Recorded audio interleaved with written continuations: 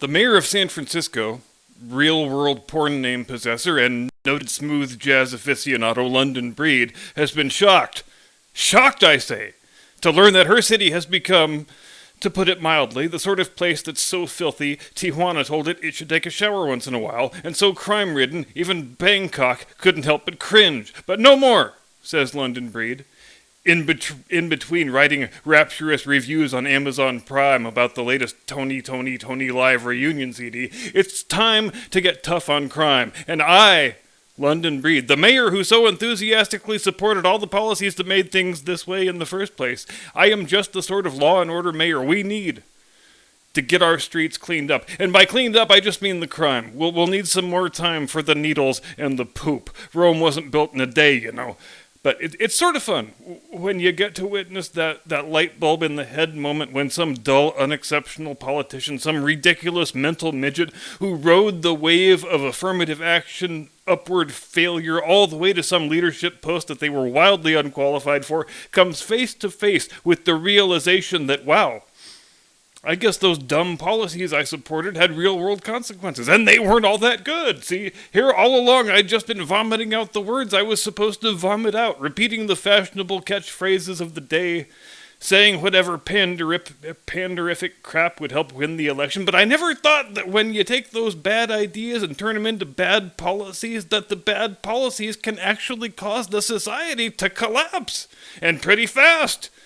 No cash bail, defund the police, systemic racism, those were just supposed to be fun social media catchphrases, but now I look around me and the streets are overrun by criminals.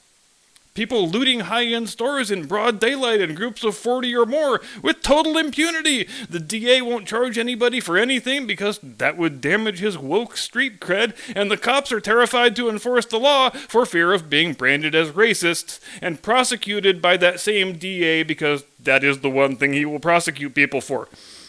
I like how London Breed, the mayor whose name sounds like a lost album from the Pet Shop Boys, acts like she has just woken up from a 15-year-long cannabis stupor to see that San Francisco is a disgusting cesspit of filth and human depravity, as if it just happened overnight and she was caught completely off guard by it. In point of fact, that city started really circling the drain back almost 20 years ago. And San Francisco has always been the nation's capital of wacky wokeness, but here's what changed. Up until fairly recently, there was only one San Francisco. Okay, maybe two if you count Portland. I mean, in terms of major American cities where vagrants shooting smack on the sidewalk is seen as a fun, quirky part of the local cultural milieu. But there's 20 or 30 San Franciscos now. Wokesterism has wrecked more U.S. cities more quickly, more completely than arguably any political movement that preceded it in our entire history. If you're a business owner right now, whether you're running a national chain or you're just a mom and pop live above the store type, what could possibly possess you to start doing business in a big city right now? And if you're already established doing business in a big city, what could possibly possess you to stay? And of course, that's probably the reason why Mayor Breed has come out with this new song and dance about being tough on crime, because she likely saw the latest tax receipts and said, wow, holy shit, the numbers sure do start shrinking in a hurry when businesses start fleeing your city in their hundreds month after month. How is the city supposed to buy me a new Tesla every year on revenues like this? It is time to get tough on crime, bitches, because mama needs a new Model 3. What are we doing here?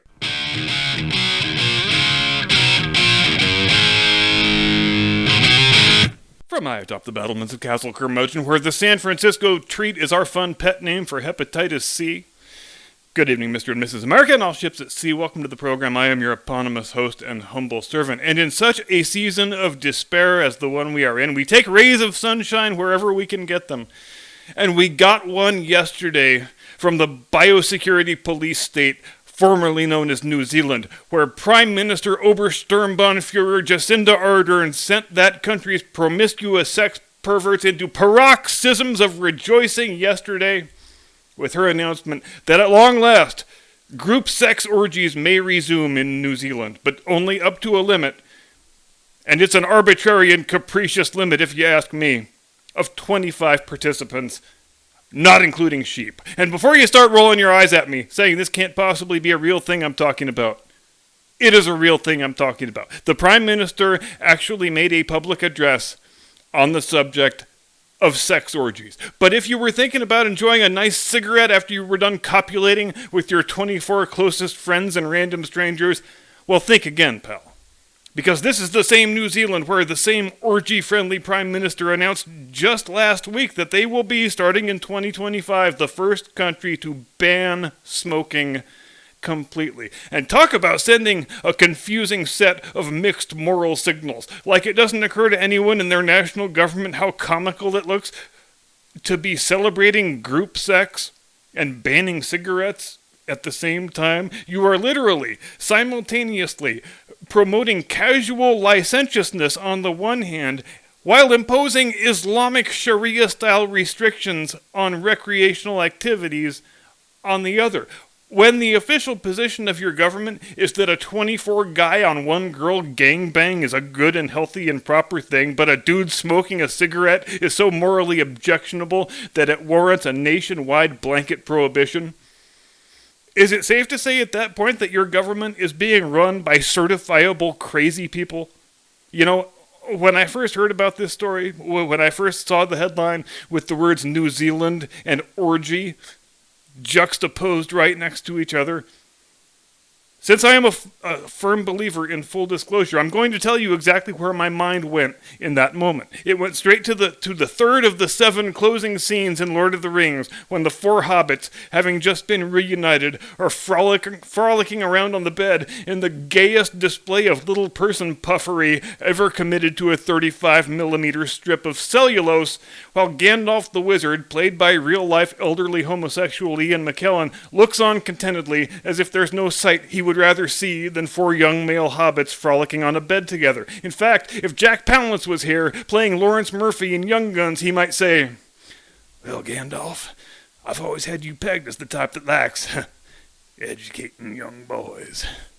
Meanwhile, Peter Jackson yelled, "Cut! Can we take it again? But a little bit gayer this time? I feel like this scene has 137% gay in it, but we're only getting 108, 109%, so come on. Let's really lean into this and see if we can't wring that extra 29% gay out of this scene. Come on now, men. This is what separates the Oscar winners from the Alec Baldwins. Well, that and shooting people, but you get the point. Now, come on. Places, everyone, and turn the gay knob up to 11. I want you to dare to shock me with how gay you can play this scene. I want a scene that's so gay it makes the volleyball scene from Top Gun look like an innocent scene about guys playing volleyball. But you know what else I found myself asking when I heard about the Prime Minister's orgy speech?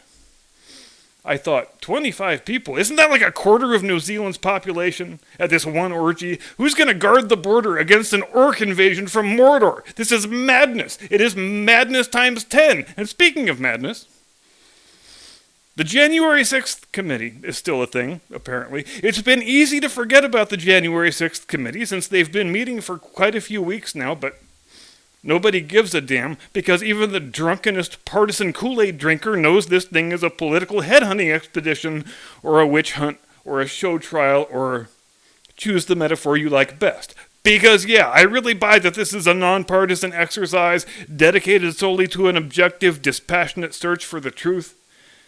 When Nancy Pelosi threw all the Republicans off the committee except crying Adam Kinzinger and Dick Cheney's little girl, which is a thing that's completely unprecedented in the history of congressional committees, by the way. It has never happened before, not at any time in the 232 years since the American Constitutional Republic opened for business, that the Speaker of the House has attempted to assert veto power, and been allowed to assert it, over which members of the minority party are assigned to a committee. The appearance of fairness demands that if you're going to establish a special committee to conduct a special investigation, then the majority party can't pick and choose which members of the minority party are allowed to participate. Once you start doing crap like that, once you tell Jim Jordan and Jim Banks they're not allowed to be on the committee because you can't control them and they might start asking inconvenient questions, of which there are many, and all of which we, the people, are entitled to a satisfactory answer to, then that's a tacit admission that this is a fake committee conducting a fake investigation to advance a fake narrative. This committee exists for one reason only: to be a cudgel for the Democrat Party to beat its enemies over the head with. And as absurd as this whole pantomime is, we ain't seen nothing yet, because mark my words, ladies and gentlemen, these people, and when I say these people, I'm talking about everybody in the media Democrat big tech complex, they are going to spend the first 10 months of 2022 doing everything in their power to keep the January 6th narrative going. And they're going to try just as hard to keep the pandemic hysteria going, because those two things are the only arrows in their political quiver going into next year's midterm. They've got an intensely unpopular president, an historically unpopular vice president, and they're in a spot where there's nothing that can be done to arrest the downward spiral in presidential favorability, because unfortunately, Joe Biden is still Joe Biden. It's not like he's going to be more alert or more lucid or have better cognition a year from now at age 80 than he does today at age 79. This is a man in the throes of a severe, precipitous mental decline. Things are so bad he's actually begun reading the stage cues off his teleprompter. End of paragraph. Start next paragraph. Now, teleprompters are not a recent invention. They predate Joe Biden's political career, in fact. They are that old. This man's been using teleprompters for half a century. And you know what else? The people who prepare the teleprompter text, they go to incredible lengths to make things easy for the speaker, so the speaker doesn't embarrass himself, and especially when the speaker is the president. So I guarantee you, when they prepare that teleprompter text, the stage cues, meaning the things he's supposed to do and not say, they are a different size, they're a different color, they're a different font than the text of the speech that he's supposed to say. And he's been doing this, again, for decades. Yet he's begun to forget the most basic skills of his own trade, the only trade he has ever known, the only job he has ever had. The Democrats need January 6th for a couple of big reasons. First, because they need something to distract from their enfeebled, incompetent president whose policies are wrecking the country. And second, because that's the only way they can put Donald Trump on the ballot next year. If you're trying to turn out the Democrat base on a message of show how much you support Joe and Kamala and the great job they're doing, then the turnout's going to be low, the enthusiasm's going to be soft, and the election will be a bloodbath, like an 80 to 90 seat bloodbath. But if you can keep the January 6th nonsense going and use it to frame the election as noble Democrats trying to hold back the tide of the Trumpian insurrectionist hordes, that's the only thing they can possibly parlay into decent turnout and something approaching enthusiasm. If you can convince Democrat voters that they're voting against Trump, then the best case scenario is a less severe bloodbath in which the GOP only picks up 30 or 35 seats. And they want to keep COVID going for another year because obviously they really liked the way last year's election went, and they desperately want an excuse to have another election just like it, in which mail ballots are indiscriminately shotgun blasted out to everybody who ever appeared on a voter roll in the last 150 years. But what am I talking about? All the experts said 2020 was the most secure election in the history of democratic self-government. I think Trump was just mad that Biden got 100% of the vote from the Civil War veterans. But it's like I said at the time. It took deceased Americans a long time to finally earn the franchise. And once they did, they jumped at the chance to vote for a candidate who is one of them, one of their own, a deceased American just like they are. And really, isn't that all any minority group wants at the end of the day? So, it's been a couple weeks since we checked in with Twitter, since Jack Rasputin gave way to Indian Hitler, or whatever the new guy's name is, and just as we suspected was going to be the case, the new draconian speech codes are starting to fly hot and heavy over in the land of the Twitter tweeters. In fact, just today, the Central Committee of the Supreme Twitter Soviet, on the advice of the Twitter Ministry of Mental and Political Hygiene, decreed that Twitter users will now be subject to disciplinary sanction if they claim that people who have received the COVID vaccine can still transmit the disease. And here we would seem to have a classic case, perhaps the best one yet, of a policy that claims to be a protection against something called misinformation, but which stands diametrically opposed to the actual documented truth. The actual truth is that vaccinated people can and do transmit the virus, and this is evidenced by the fact that some of the most heavily vaccinated countries in the world are having some of the worst surges in case rates in recent weeks. Even a liar as prolific as Tony Fauci has never openly made the claim that vaccinated people are incapable of transmitting the virus. And that guy will lie about literally anything. If we're living in a world where we care about honest scientific inquiry, where we care about drawing reasonable inferences from the available data, there is only one type of person who can be virtually guaranteed to not be a potential transmitter of the virus, and that is people who were previously infected and who thus enjoy acquired immunity. But there it is. That is the exact thing they don't want anybody talking about. And why? Because a person's propensity for transmitting the virus has nothing whatever to do with their vaccination status. And that's a narrative that has to be quashed at all costs, irrespective of whether it's true or not, because it ruins and discredits the narrative, the false narrative, the big lie, the one that says the only way out of the pandemic is through mass vaccination.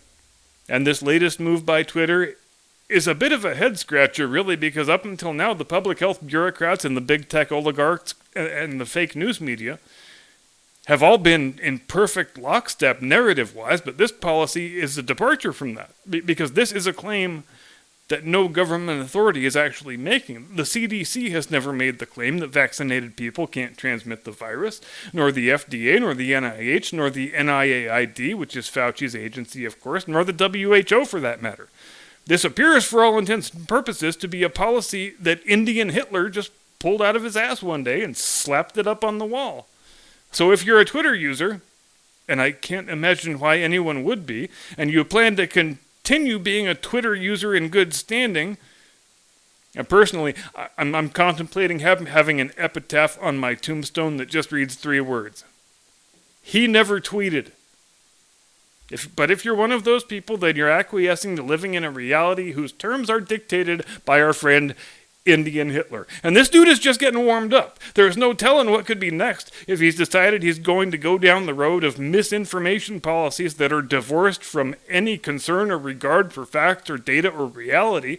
Next month it might be Indian Hitler says the sky is purple, the sun rises in the west, and rainbows are made out of unicorn farts. Question these facts at your own peril. All unicorn fart deniers will have their blue check mark ceremonially amputated with no anesthesia.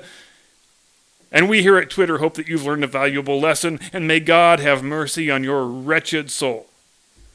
But, there actually is one guy who is dumb and credulous enough to follow the lead of Indian Hitler and his magic unicorn farts, and his name is President Joseph R. Biden Jr., who made the claim yesterday, the same claim, though a bit more incoherently, just hours after the decree had come down from Indian Hitler. And here is a direct quote from our dear leader. Everyone talks about freedom, about not to have a shot or have a test. Well, guess what? How about patriotism? How about you make sure you're vaccinated so you don't spread the disease to anybody else? What about, what's the big, come on, man. And it's really too bad the quote ends there, because that's typically the point where Joe starts getting flustered and then threatens to take somebody out behind the gym and kick their ass. Oh, small item of channel business before I go. There will be no Friday video this week, as I have a hockey game that night, but I forgot to do the alternate schedule, so I'm either going to do an episode tomorrow or a Saturday special. I'm leaning toward the Saturday special, but we shall see. Thank you very much indeed for watching. I will be back with you either tomorrow or Saturday. Until then, have a pleasant tomorrow. Do not comply. Get off my lawn.